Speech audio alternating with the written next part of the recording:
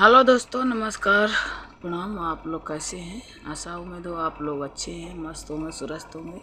और दोस्तों, आप लोग ऐसे ही मेरे चैनल पर बने रहिएगा। और हम किसी यूट्यूबर से मिलने जा रहे हैं आज। आप लोग ऐसे चैनल पर बने रहिएगा। कोई बढ़िया खास यूट्यूबर है कि जो कि हमारे पास आ रहे हैं और हम उनसे आज मिलने जाएंगे।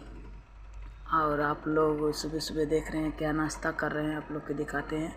और जिसको नाश्ता करना है कमेंट में बताइएगा, नाश्ता करवा देंगे। दोस्तों, ये भतुआ है, जो कि भतुआ की सब्जी बनता है। और हम ऐसे खा रहे हैं। जिसको भतुआ अच्छा लगता है कमेंट करके बताइएगा। दोस्तों, हमारे यहाँ तो भतुआ इसको बोलते हैं, और आप लोग के यहाँ क्या बोलते हैं कमेंट करके ज़रूर बताइएगा। और हम सुबह सुबह